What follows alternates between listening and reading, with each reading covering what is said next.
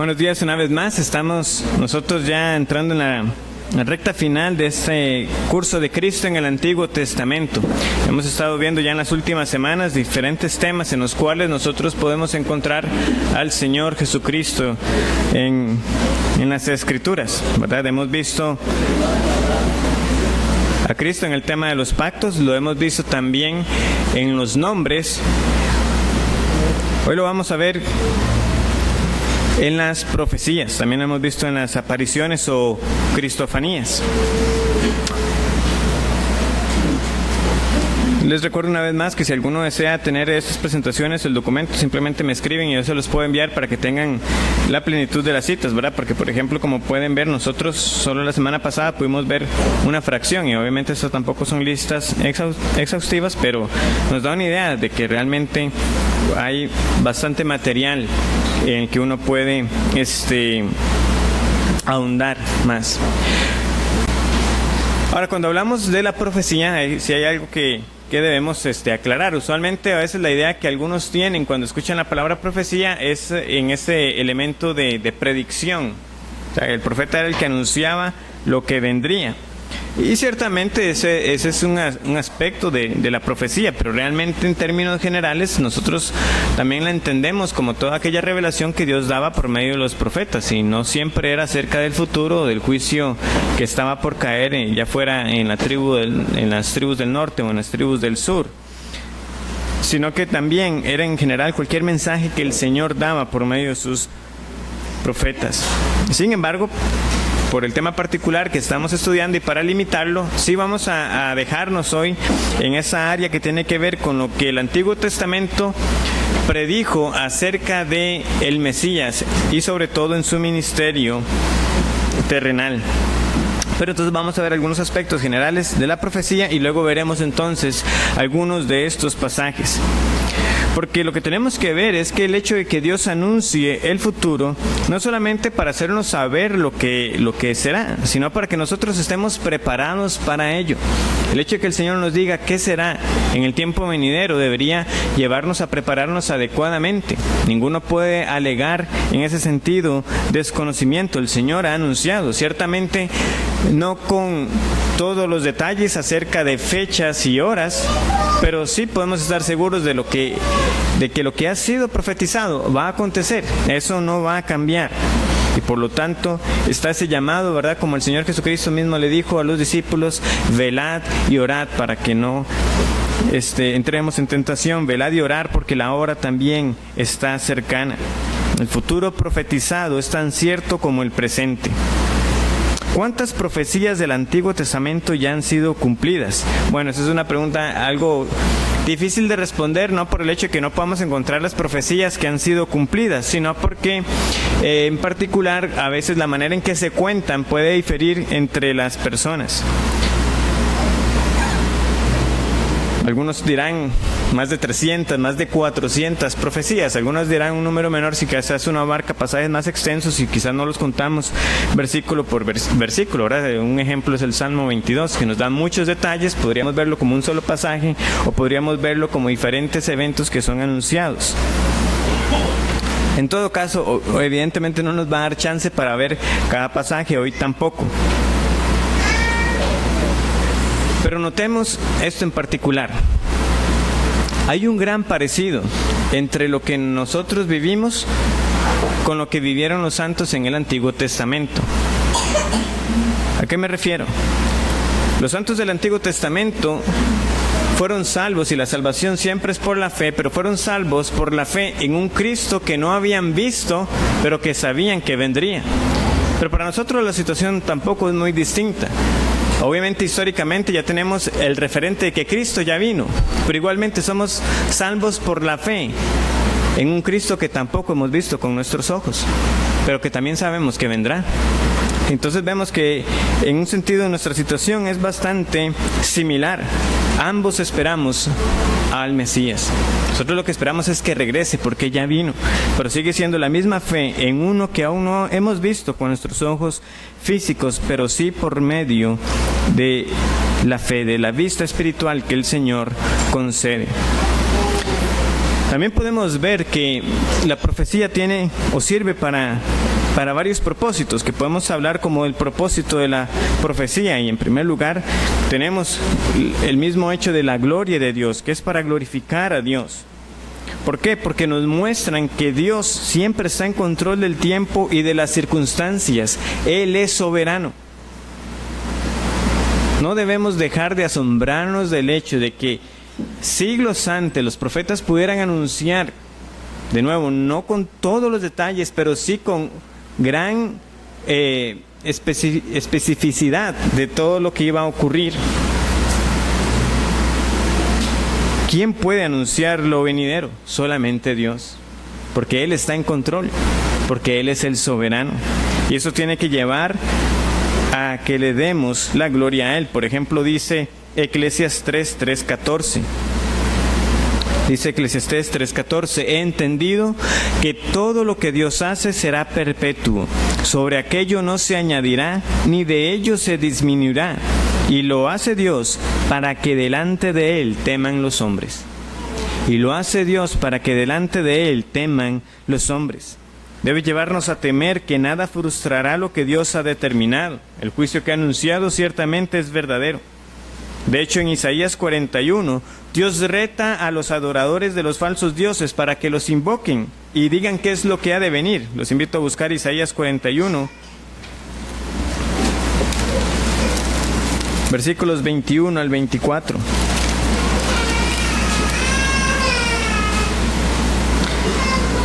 Dice así, Isaías 41, del 21 al 24.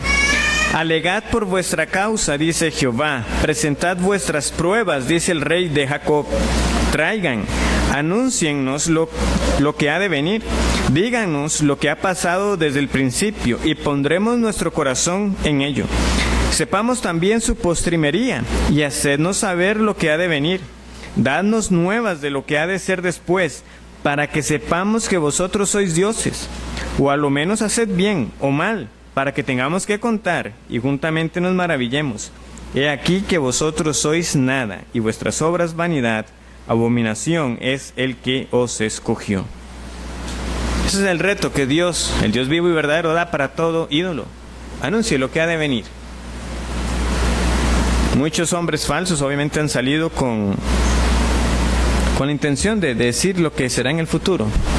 Y cada uno de ellos sale luego avergonzado. Es claro que si Dios anuncia algo y ciertamente es capaz de llevar a cabo lo que anuncia, por tanto, quiere decir que Él está en completo control del presente y hemos de darle la gloria por todo lo que hace, porque todo lo que hace lo hace bien, lo hace para su gloria y según su infinita sabiduría. Esto entonces nos lleva a una implicación. La profecía debe llevar al creyente a ser animado, a ser consolado. ¿Por qué? Porque podemos tener entonces la seguridad de que Él controla las circunstancias, de que nada frustrará la salvación que hay en Cristo. Si el Señor le ha salvado, usted debe descansar de que nada frustrará el plan de Dios de completar esa salvación. El que empezó la buena obra, la completará. Leemos en Filipenses. No debemos pensar de esto de manera fatalista, diciendo no importa lo que haga, nada cambiará lo que Dios ha dicho, sino todo lo contrario, debe llevarnos a servir con la confianza, precisamente de que la voluntad de Dios es inquebrantable. Por eso es el Señor también dando la parábola acerca de los talentos. En Lucas 19:13 dice, negociad entre tanto que vengo. Creer en la segunda venida debería producir un uso con confianza de los medios de gracia y debería llevarnos a ser evangelistas con valentía, con denuedo, para buscar ganar el mundo para Cristo. ¿Por qué? Porque sabemos que ninguno de los que son del Señor se perderán. De nuevo, no es el tema, pero en particular siempre cuando se trata de poner como una objeción, pero es que si los que son del Señor, o sea, serán salvos, entonces no importa lo que yo haga. No, importa lo que usted haga porque el Señor ha dado medios.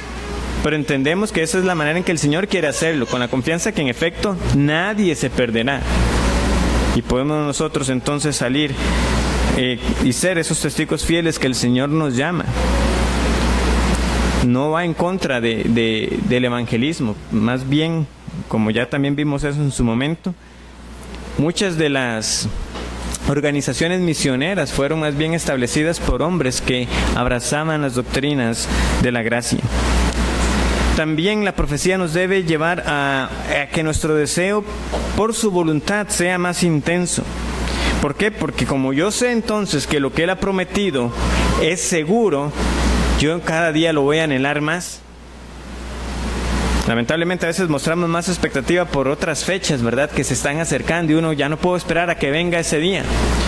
Pero mayor anhelo deberíamos nosotros, como finaliza luego Apocalipsis diciendo que venga el Señor Jesús pronto. Ahora, el Señor Jesús vendrá para el momento que ya sí está establecido. Nosotros no lo sabemos, pero lo que sí sabemos es que es seguro y que va a ocurrir. Entonces, de nuevo, un mayor anhelo debe estar en nosotros para que precisamente esa voluntad de Dios se lleve a cabo. Más adelante vamos a hablar de Simeón, ¿verdad?, que se nos describe como ese hombre anciano que estaba pero a la expectativa de en qué momento, ¿verdad?, iba a ser, porque el Señor le había dado una promesa. ¿Cuál fue la promesa que le había dado Simeón? Usted no va a morir hasta que lo vea. Entonces él estaba tranquilo, él sabía que no se iba a morir antes de que el Señor cumpliera lo que le había dicho, pero aún así lo esperaba. No vio eso como decir, bueno, no importa, pasarán quién sabe cuántos años. No, él estaba deseando que llegara ese día. Vamos a buscarlo, de hecho, el pasaje, Lucas capítulo 2, versículo 25.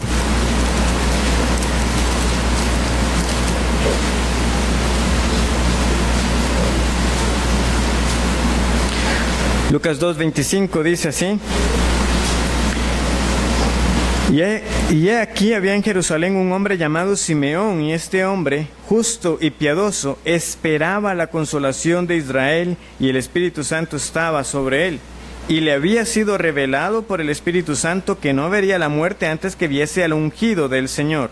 Y movido por el Espíritu, vino al templo. Y cuando los padres del niño Jesús lo trajeron al templo, para hacer por él conforme al rito de la ley, él le tomó en sus brazos y bendijo a Dios, diciendo: Ahora, Señor, despides a tu siervo en paz conforme a tu palabra, porque han visto mis ojos tu salvación, la cual has preparado en presencia de todos los pueblos, luz para revelación a los gentiles y gloria de tu pueblo Israel.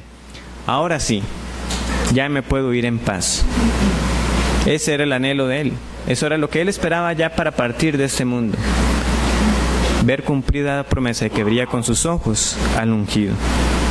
Y mucho más se podría decir de esto, ¿verdad? Porque él solamente estaba viendo que lo cual en sí era obviamente glorioso, Dios encarnado, pero aún como un bebé. Aún no llegó a presenciar, ¿verdad?, todo lo que fue la cruz, la resurrección, la ascensión, pero él ya se había dado por satisfecho, porque él sabía que en él era que estaba su esperanza. También podríamos hablar de Eva por el mismo hecho, ¿verdad?, de cómo el Señor anuncia, ¿verdad?, que vendría uno que aplastaría a la serpiente. Ya también lo mencionamos, como ese nombre que le da a Caín da a entender de que era tanto lo que ella estaba deseando por las consecuencias del pecado, que ella pensaba que ese era el hijo prometido. Entonces, de nuevo, el punto: el saber que Dios ha prometido algo debe crear expectativa en nosotros para verlo cumplido. Finalmente, la profecía nos debe llevar a que los pecadores se arrepientan y que los santos seamos llamados a la pureza. Dos pasajes los voy a citar porque veo que el tiempo está avanzando. En Joel 2, del 11 al 13, Joel, un libro profético, está anunciando el juicio. Pero ¿qué pasa con ese anuncio del juicio? No es simplemente para decirles, vean, va a venir la destrucción, sino que el Señor llama a que se conviertan de corazón, de que se vuelvan a Él. Eso entonces claramente es un propósito, llamar al arrepentimiento, tal como también uno podría leer en el libro de Jonás y lo que ocurre con la ciudad de Nínive, ¿verdad? Se anuncia la destrucción y ¿qué pasa con ese pueblo? Se arrepiente. Segunda de Pedro 3, del 11 al 14. Una vez más, ¿cuál debería ser la actitud que debería estar en nosotros? Que debería ser nuestro patrón, sabiendo que llegará el fin? Bueno, dice Pedro, inspirado por el Espíritu Santo, segunda de Pedro 3, del 11 al 14. Puesto que todas estas cosas han de ser deshechas, ¿cómo no debéis vosotros andar en santa y piadosa manera de vivir, esperando y apresurándoos para la venida del día de Dios, en el cual los cielos, encendiéndose, serán deshechos, y los elementos, siendo quemados, se fundirán. Pero nosotros esperamos, según sus promesas, cielos nuevos y tierra nueva, en los cuales mora la justicia. Por lo cual, oh amados, estando en espera de estas cosas, procurad con diligencia ser hallados por Él, sin mancha e irreprensibles en paz. Eso es profecía. Cielos nuevos y tierra nueva. ¿Y qué debería, entonces, dice Pedro, producir en nosotros? El que seamos diligentes en ser hallados precisamente santos. ¿Cómo? Bueno, usando los medios que el Señor nos ha dado. Es un examen que uno puede hacer. Si realmente anhela usted la venida del Señor Jesucristo, ¿cómo está viviendo? ¿Está viviendo la luz de que usted sabe que todo esto pasará, pero usted espera algo mejor? Al Señor mismo. Otro aspecto que también vamos a tener en cuenta, que vamos a tocar también por encima, es acerca de la naturaleza de la profecía. No queda duda que cada profecía que tenemos en la palabra o ya se ha cumplido o se cumplirá. Ahora, ¿cómo y cuándo? A veces trae algunas diferencias de interpretación. Esto, en primer lugar, se debe a que hay un aspecto de la naturaleza que la hace ambigua. Es decir, que el Señor intencionalmente deja cierta ambigüedad en algunas profecías, o en general en las profecías cuando las tenemos.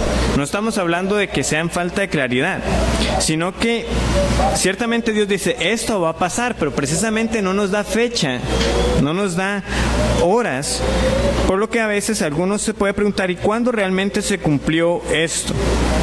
O a veces, por desconocimiento a veces de cómo puede ser el lenguaje profético. Leía recientemente, pero de nuevo no voy a entrar mucho en el tema, pero a veces tenemos en algunas profecías mucho lenguaje que tiene que ver con eventos en los cielos, que las lunas y las estrellas se oscurecerán y cosas así, pero eso no necesariamente se refiere literalmente a eventos que se vean en el cielo, sino que son cosas que suceden en la tierra. Entonces, como les digo, ese aspecto a veces puede traer algo de confusión, pero no nos queda duda de que lo que el Señor ha dicho se cumplirá. Igual cuando a veces, y ni qué decir, ¿verdad? Cuando entramos en cuanto cuánto será el tiempo de la tribulación, y algunos, ¿verdad?, dan con mucha seguridad de que van a ser 7 años y cosas de esas, pero bueno, eso es lo que podemos decir nosotros con respecto como la ambigüedad. Pero de nuevo, los mismos profetas nunca dudaron de que lo que estaban anunciando era ciertísimo. Este pasaje lo hemos citado varias veces. Primera de Pedro 1, del 10 al 11, los profetas que profetizaron de la gracia destinada a vosotros, inquirieron y diligentemente indagaron acerca de esta salvación, escudriñando qué persona y qué tiempo indicaba el Espíritu de Cristo que estaba en ellos, el cual anunciaba de antemano los sufrimientos de Cristo y las glorias que vendrían tras ellos. Ellos tenían claro, hay un Cristo que ha sido anunciado, que va a sufrir, y después de esto vendrán las glorias, será resucitado, ascendido, volverá. Eso estaba claro, pero ven, indagaban diligentemente qué persona y qué tiempo. Eso era lo que ellos no tenían claro. O sea, si no estuviera ese aspecto de esa ambigüedad, pasaría de que hubieran dado, no se hubieran estado indagando, porque hubieran entendido entonces, en esta fecha ocurrirá. Como lamentablemente algunos se atreven en estos tiempos todavía. También hay que aprender a reconocer el lenguaje profético, como les decía. Muchas veces hay muchos símbolos y la interpretación de esos símbolos no puede ser literal. También hay un sentido de algo que es inminente. El lenguaje profético se caracteriza por eso, como que lo que se está anunciando es tal el lenguaje, a veces que usted piensa que eso va a ser, pero ya mismo, mañana. Pero realmente va a pasar un tiempo hasta que transcurra. Pero ese sentido de inminencia, de nuevo, es para llamar a las personas al arrepentimiento de los del Señor, para vivir santamente. Y también un último aspecto es el hecho de que en una misma profecía se pueden tener eventos que están separados por el tiempo, pero en la profecía se presentan como uno solo. Eventos que son unificados.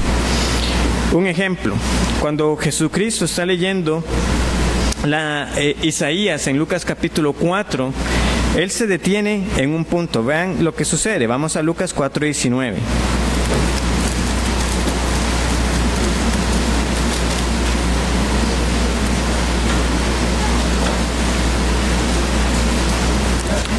En Lucas 4:19 el Señor está leyendo, ¿verdad?, de Isaías, y dice: a predicar el año agradable del Señor. Ahora, si usted va a Isaías 61:2, vean cómo realmente dice toda esa porción.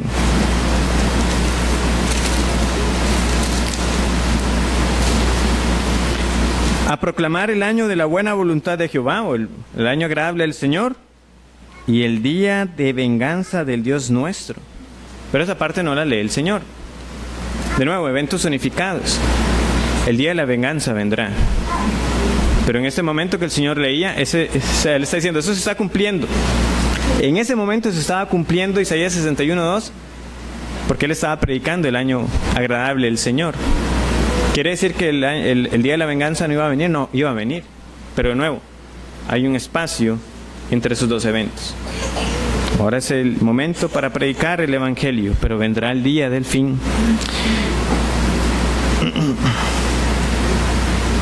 Y el último aspecto que también a veces trae, como les digo, también a veces mucha falta de acuerdo, es el cumplimiento profético. Y a veces será común hallar de algunos que hablarán de que la profecía se cumple parcialmente, a que algunos hablarán de que solamente hay un cumplimiento, otros dirán que a veces una misma profecía se cumple más de una vez, o sea que se cumplió primero en un evento histórico en el momento, pero que además hay un aspecto futuro. Ven, eso es muy amplio, simplemente estamos simplemente dando la pincelada, que es algo también que hay que reconocer. Un ejemplo, nadie duda de que Salomón es hijo de David y que en un sentido es como ese hijo prometido, que en efecto el reino de Israel adquiere su mayor gloria, pero sabemos que él no es el hijo de David. Entonces no podía ser ese hijo que reinaría para siempre, que le había sido prometido a David. Entonces algunos hablarán, bueno, vemos un cumplimiento parcial en Salomón, pero el cumplimiento pleno se da en el Señor Jesucristo. Algunos utilizarán ese lenguaje, algunos dirán, no, solo tiene un único cumplimiento, es el que se da en Cristo. Ven, entonces eso es lo que puedan entender a veces cómo algunos se refieren. Entonces, ¿qué guías podemos tener nosotros para interpretar las profecías y en particular las que son respecto al Señor Jesucristo? Bueno, sigamos recordando las pistas mesiánicas que hemos visto hasta ahora. Si sabemos a quién buscamos, nosotros vamos a estar atentos a aquello que lo hace único. Si esta es una obra de Dios atribuida a uno que es igual a Dios, pero que a la vez no es identificado como Dios, estamos entonces ante la figura del Mesías. Si es uno que es descrito con hombre, pero con atributos divinos, solo hay uno que es el Dios hombre, etcétera. Todas esas pistas que ya hemos visto. También recordar la confirmación de la Escritura, y esta es una de los elementos básicos y más sencillos que tenemos a nuestro alcance. ¿Quiere saber usted cómo se cumple una escritura que en efecto, una profecía que en efecto era acerca del Señor Jesucristo? Los evangelios. Mateo dirá, y esto sucedió para que se cumpliera. Todas esas variantes, tengamos por seguro, si esa es la manera en que los discípulos o los escritores del Nuevo Testamento utilizaron esa cita, esa es la interpretación. No hay que dudar de ello. Si Pedro dice, y David habló por el Espíritu tocante a, y que ese salmo es acerca del Señor, es acerca del Señor, no nos queda ninguna duda. Y igual con Pablo y demás. Cada vez que ellos tomen una porción de la Escritura y digan, esto es respecto a Cristo, ya lo tenemos, no tenemos que indagar más. Y por supuesto siempre la regla básica del contexto, para nosotros saber que en efecto el pasaje en sí mismo ha venido desarrollando un tema mesiánico. Y si está desarrollando un tema mesiánico y en ello hay una profecía, muy probablemente esa profecía es de aplicación también respecto a Cristo. Ahora sí, profecías específicas de Cristo. En primer lugar tenemos el tiempo de la venida. Gálatas 4:4 nos recuerda a nosotros que en el cumplimiento del tiempo Dios envió al Hijo, nacido de mujer y nacido según la ley. O sea, en el cumplimiento del tiempo. Nosotros debemos tener la certeza de que Jesucristo nació el día que era, por decirlo de alguna manera. Ni un segundo antes, ni un segundo después. Ahora yo voy a meterme aquí en un terreno un poco por el tema de las semanas, pero vamos a ir a Daniel capítulo 9. Y tenemos profecías que daban, pues diría uno, una pista muy cercana de cuándo era ese tiempo en el que el Señor nacería.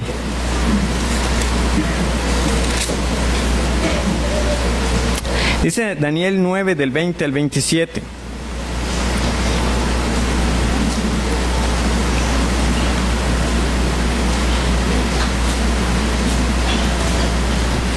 Aún estaba hablando y orando Daniel, y confesando mi pecado y el pecado de mi pueblo Israel, y derramaba mi ruego delante de Jehová mi Dios por el monte santo de mi Dios. Aún estaba hablando en oración, cuando el varón Gabriel, a quien había visto en la visión al principio, volando con presteza, vino a mí como a la hora del sacrificio de la tarde, y me hizo entender y habló conmigo diciendo: Daniel, ahora he salido para darte sabiduría y entendimiento. Al principio de tus ruegos fue dada la orden, y yo he venido para enseñártela, porque tú eres muy amado. Entiende pues la orden y entiende la visión.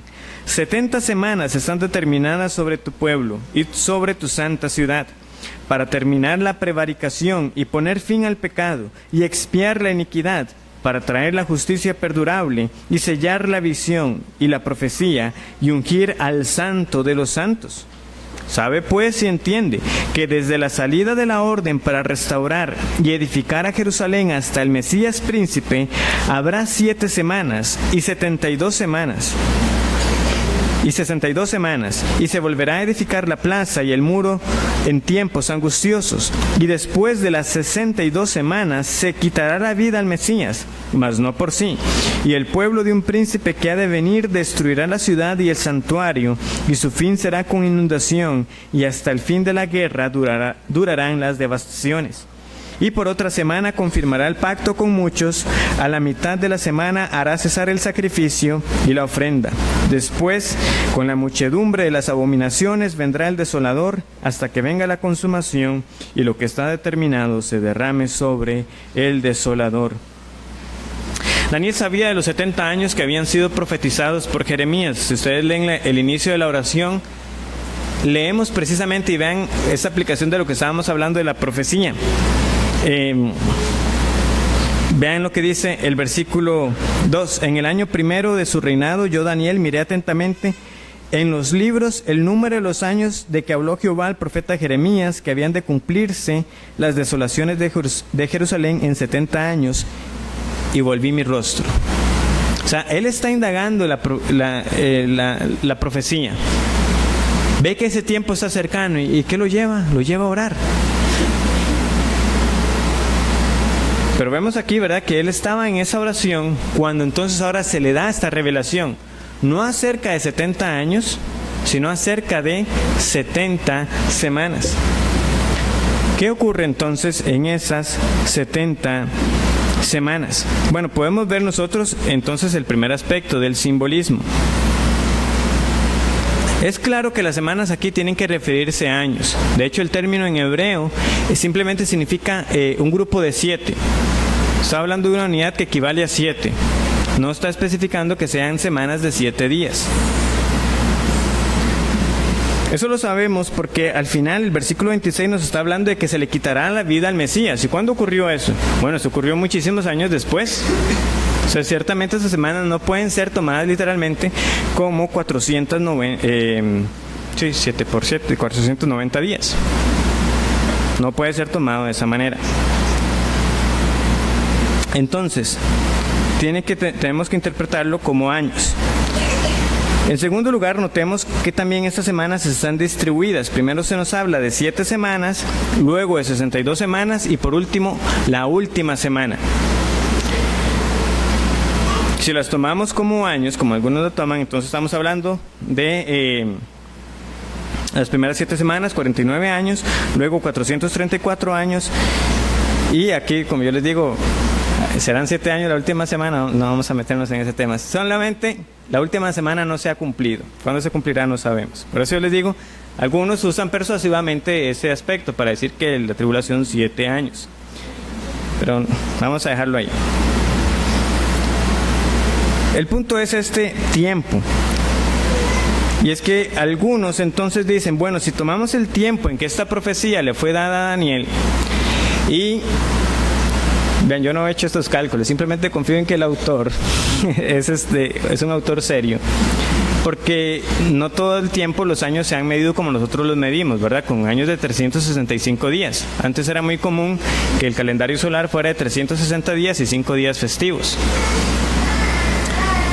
Pero el punto es, si se hace toda esa investigación de los tiempos y las diferencias entre los distintos calendarios, lo cual obviamente es algo con un reto mayor, pero resulta que si usted toma esas 69 semanas, resulta que vendría cumpliéndose como entre el año 26 y 32 después de Cristo, según ahora lo numeramos.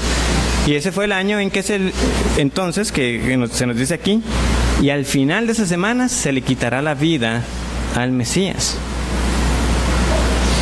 Muy exacto, pareciera, ¿verdad? Bueno, lo que podemos estar nosotros tranquilos es que fue así porque el Señor así lo anunció. ¿Cuánto fue el tiempo exactamente? ¿Cómo debería calcularse? Lo que podemos descansar es que en las 69 semanas, según el tiempo que el Señor le había anunciado a Daniel, ese día también no solamente se cumplió con respecto al nacimiento de Cristo, sino también con respecto al día en que moriría en la cruz. Eso se cumplió en el tiempo que fuera. Por eso algunos dicen, no sería nada extraño que esa fuera también tanto el ansia de Simeón el anciano, porque si llevaban esta cuenta, puede que él entonces estuviera también anticipando que esas semanas estaban muy cercas a cumplirse y que si iba a venir la semana en que moriría, pues tenía que venir pronto también el momento del nacimiento de este Mesías. Otras más, tenemos también profecías acerca del nacimiento de Cristo. Aquí simplemente vamos a hacer lo siguiente. Está el tema y hay un pasaje, aunque usualmente hay muchos más, y vamos a ver cómo entonces el Nuevo Testamento lo cita indicando el cumplimiento. El lugar del nacimiento de Cristo, Miqueas 5:2.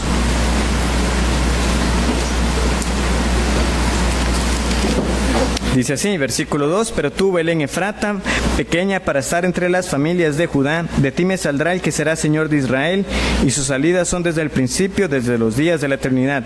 Ya hemos visto este pasaje, ¿verdad? Como uno que nace también es eterno, Dios hombre, definitivamente es el Mesías, pero además nos dice el lugar, Belén. Y cuando uno va a Mateo 2, 6 al 7, ¿verdad? Llegan los sabios de Oriente, y ellos no estaban yendo a cualquier lugar, iban específicamente ¿a dónde? A Belén. Ellos le dijeron, porque pregunta Herodes, ¿de dónde está, verdad? Para ir a adorar, según él, mintiendo. Ellos le dijeron, en Belén de Judea, porque así está escrito por el profeta, y tú, Belén, y cita Miqueas 5:2. Hay otro pasaje adicional, Juan 7:42, que también pueden tenerlo como referencia. Ahora, ciertamente a veces nosotros nos quedamos con el aspecto de que Jesús nació en Belén, y eso se cumplió tal como fue anunciado. Pero veamos cómo este pasaje también nos está recordando el vínculo con David, porque es uno que sale de entre las familias de Judá. O sea, no solamente el hecho de que Jesús nació en Belén, es que además podía demostrar su descendencia como un descendiente de David, y que por tanto nos lleva a ese rey prometido.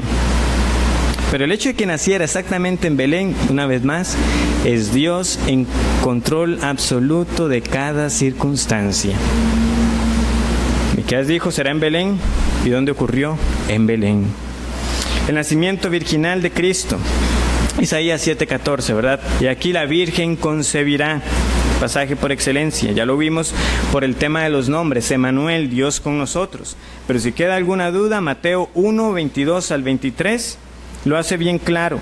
Todo esto aconteció para que se cumpliese lo dicho por el Señor por medio del profeta, cuando dijo, he aquí una virgen concebirá y dará a luz un hijo, y llamará su nombre Emmanuel, que traducido es Dios con nosotros. Podemos decir que también Lucas nos muestra el cumplimiento, aunque Lucas no cita a Isaías diciendo, y esto ocurrió para que se cumpliese lo dicho por el profeta Isaías, pero que sí nos dice Lucas también muy claro, que María era virgen. Y eso nos tiene que llevar entonces a lo que había sido anunciado por medio del profeta. La virgen concebirá. Hay muchos que también a veces entran en un debate, que es que la palabra virgen que utilizó Isaías no necesariamente significa una mujer que no hubiera conocido varón. Pero más bien, estudiando la palabra, esa era la mejor palabra que Isaías pudo haber utilizado. ¿Por qué? Porque aunque se refiere a una mujer joven que ya está en edad de casarse, el término siempre asume que esa joven es pura. O sea, que no ha conocido varón. De hecho, la Septuaginta, ¿verdad? Como también mencionaba Eduardo en el sermón del domingo pasado por la noche, la Septuaginta obviamente no fue inspirado por el Espíritu Santo, por el entendimiento de los traductores. Cuando escogieron la palabra griega para la palabra virgen que se utiliza en Isaías 7:14, es la palabra virgen en el sentido más estricto de la palabra. Una mujer que no ha conocido varón. Ese era el entendimiento. Por algo Lucas entonces nos dice que María no había conocido varón. También hay mucho más acerca del aspecto de la señal. Si uno lee el pasaje, uno ve que es Isaías que le pregunta al rey Acaz, pide señal. No, yo no voy a pedir señal. Supuestamente también queriendo aparentar piedad. Entonces el Señor dice, no, yo les daré señal. Entonces tenemos que notar ese cambio. Primero se le pregunta a Acaz de manera singular que pida una señal. Él no la pide. Y Dios dice, yo les voy a dar una señal, que será para la casa de David. Entonces es una promesa que claramente la señal, algunos dicen, es que si Isaías anunció que nacería un hijo de una virgen, ¿cómo se cumple esa señal para Acaz? Pero es que la señal no era solo para Acaz. Les daré señal. Acaz no quiso señal. Por eso Dios dice, yo les voy a dar. No solo a usted Acaz, sino a toda la casa de David yo le voy a dar una señal, a todo Judá. Y claramente esa señal fue el nacimiento de Jesús. Podríamos mencionar más cosas, pero eso simplemente tocando por encima algunos aspectos. El ministerio de Cristo. Bueno, este era el que estábamos leyendo, ¿verdad? Hace un momento también, Isaías 61. Yo creo que con solo leerlo, pues vendrá entonces a nuestra memoria cómo el Señor lo cita en Lucas, que acabamos de leer también. El Espíritu de Jehová, el Señor, está sobre mí, porque me ungió Jehová. Me ha enviado a predicar buenas nuevas a los abatidos, a vendar a los quebrantados de corazón, a publicar libertad a los cautivos y a los presos apertura de la cárcel, a proclamar el año de la buena voluntad de Jehová y el día de la venganza del Dios nuestro, a consolar a los enlutados, a ordenar que los afligidos de Sión se les dé gloria en lugar de ceniza, óleo de gozo en lugar de luto, manto de alegría en lugar de espíritu angustiado, y serán llamados árboles de justicia, plantío de Jehová para gloria suya.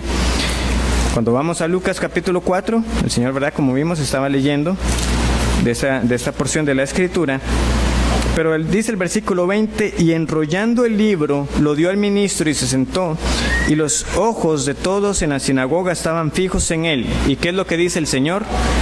Y comenzó a decirles, hoy se ha cumplido esa escritura delante de vosotros. Como yo les decía, ahora aquí no son ni los apóstoles. ¿Quién está diciendo que eso se cumplió? Jesús. Isaías 61 entonces se ha cumplido. El Señor Jesucristo así lo dijo. También tenemos ese aspecto particular de ese ministerio, por decirlo así, Galileo de Cristo en esas regiones. También ya estuvimos leyendo la semana pasada en Isaías capítulo 9, ¿verdad? Que no iba a haber oscuridad para siempre, para la que ahora está en angustia, tal como la aflicción que le vino en el tiempo que livianamente tocaron la primera vez a la tierra de Zabulón, etc. Mateo 4 cita Isaías 9, 1 y 2.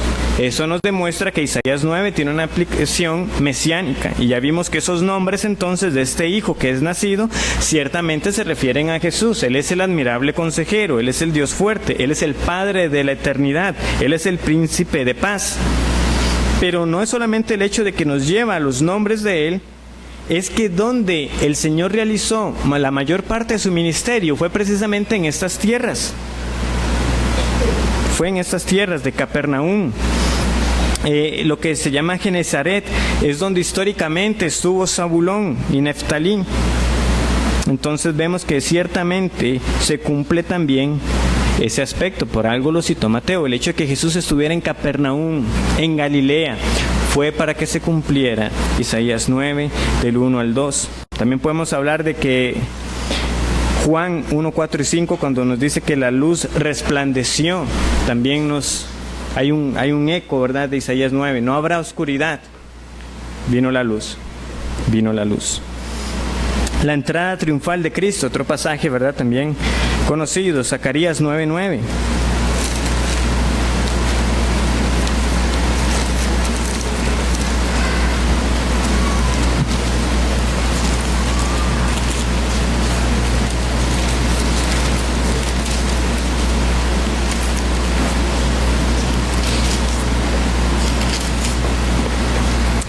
Alégrate mucho, hija de Sión, da voces de júbilo, hija de Jerusalén, he aquí tu rey vendrá a ti, justo y salvador, humilde y cabalgando sobre un asno, sobre un pollino, hijo de asna. ¿Cómo sabemos nosotros que se cumplió? Veamos Mateo 21:5.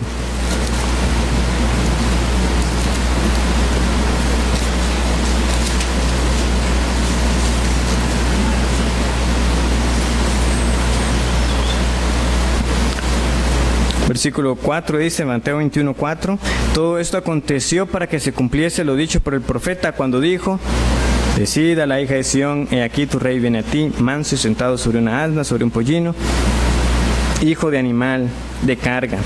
Juan 12:15.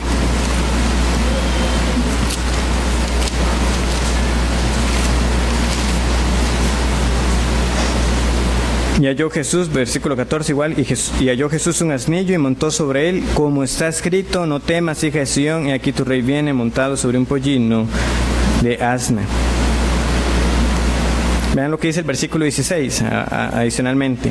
Estas cosas no las entendieron sus discípulos al principio, pero cuando Jesús fue glorificado, entonces se acordaron de que estas cosas estaban escritas acerca de él y de que se las habían hecho. Profecías, el Nuevo Testamento nos dice, se cumplió, nosotros lo creemos así. Jesús entonces entró sentado sobre un pollino, sobre un asno. Ahora, ese aspecto, ¿verdad?, es como el que se nos ve como el más relevante, como el hecho de que Jesús entrara montado sobre ese animal. Pero no pasemos por alto los títulos que Zacarías 9:9 nos está dando. Es que nos dice, he aquí tu rey viene. O sea, Él es el rey prometido, en primer lugar. No solamente el hecho de que las personas vieron, es que viene sobre un asno. No, es que sí, ese es el que está siendo prometido. ¿Quién era? Era el rey prometido. He aquí tu rey viene. Notemos esa aplicación tan particular. Ciertamente Jesús es el rey de su pueblo, pero cada cristiano debe poder decir que Él es su rey. Mi rey, porque viene tu rey. Yo soy su súbdito, yo soy su esclavo. Ese es el rey prometido. Y vean también cómo es llamado, justo y salvador, humilde. Él es el rey justo. Es justo en virtud de su deidad y es justo en la ejecución de su autoridad. Hay otros pasajes que nos dicen a nosotros de cómo ese reino de este rey prometido se caracterizaría por la justicia. De hecho, la justicia florecería. Pueden leer esto en el Salmo 72, versículos 2 y 7, por ejemplo. Tercero es el rey victorioso. Aquí leemos el rey salvador. ¿Cómo debemos entenderlo? Bueno, algunos lo entienden así, en este sentido que lo tenemos aquí traducido, el rey que salva, y ciertamente Jesús es el rey que salva, pero también podría entenderse en un sentido pasivo, el rey que es salvado. Y también eso es una manera válida de cómo el Nuevo Testamento presenta la obra del Señor. ¿Por qué? Porque nos muestra constantemente cómo el Padre libró a Jesucristo. Lo libró de Herodes, ciertamente, ¿verdad?, para que no fuera muerto en esa matanza de los niños que él realizó. Ciertamente lo libró en cada momento de su vida hasta que llegó la hora en que ya sería entregado. ¿Cuántas veces también leemos nosotros que intentaron apedrearle, que intentaron arrebatarlo, pero él se iba en medio de ellos? ¿Cómo era eso posible? ¿O por qué era que tenía que pasar así? Bueno, porque Dios ciertamente guardaba a su ungido. Él es libertado por el Padre. Y sin duda, el mayor acto que lo demuestra, la resurrección. Porque no lo dejó en el Seol, no lo dejó en el sepulcro, le concedió la victoria y lo ascendió. Entonces, ambos sentidos podemos entenderlo. Ciertamente el Rey que salva, pero también el Rey que fue rescatado por el Padre, que lo rescató de una muerte prematura hasta cuando llegó el momento de que diera su vida en rescate de los pecadores. En cuarto lugar, es el Rey humilde, ¿verdad? Se nos dice, justo, Salvador, humilde, humilde. No solamente humilde en el sentido como a veces lo entendemos, de pobreza o de mansedumbre, sino también toda la idea del sufrimiento durante su ministerio. Siendo rey, quien lo veía no pensaba que fuera rey por esa apariencia que él tenía, no solamente de nuevo de escasez económica, sino de un hombre ciertamente que sufría. El acto del asno no debemos entenderlo como que si hubiera sido humillante que Jesús hubiera entrado en un asno. De hecho, un asno era un animal apropiado para la realeza. Entonces, nada más que a veces también podemos asociar quizás la idea de que es humilde y sí, mire, entró en un asno, ¿verdad? En vez de un caballo fuerte, imponente. Más bien un caballo hubiera sido inapropiado para el Señor, porque ¿qué era lo que instruía la ley de Dios respecto a los reyes? Que no multiplicaran para sí caballos. El caballo, más bien, nosotros lo vemos en el Antiguo Testamento como esa figura de ese animal usado para la guerra, en el cual los hombres ponían su confianza. Estos confían en caballos, ¿verdad? Mas nosotros en el nombre del Señor tendremos victoria. Entonces, más bien lo apropiado fue para él como rey que entrara en un asno, porque su confianza estaba puesta en Dios y no en la fuerza del animal. Y tenemos más, la muerte de Cristo, ahí mismo en Zacarías 13:7. O sea, hay muchos pasajes, ¿verdad?, que podríamos ver que anunciaban la muerte del Mesías, Salmo 22, Isaías 53, Salmo 16. Tenemos también Zacarías 13:7. Levántate, oh espada, contra el pastor y contra el hombre compañero mío, dice Jehová de los ejércitos. Hiere al pastor y serán dispersadas las ovejas, y haré volver mi mano contra los pequeñitos. La semana pasada yo solamente lo pude citar, pero si alguno tomó su tiempo y leyó Ezequiel 34, como les recomendé, y luego leen Juan 10, ven por qué entonces apropiadamente Jesús es llamado el buen pastor. Zacarías tiene esa imagen en mente. Este pastor que está hablando es el pastor mesiánico, es el buen pastor prometido. ¿Cómo sabemos entonces que en efecto se refiere al Señor? Vamos a Mateo 26:31.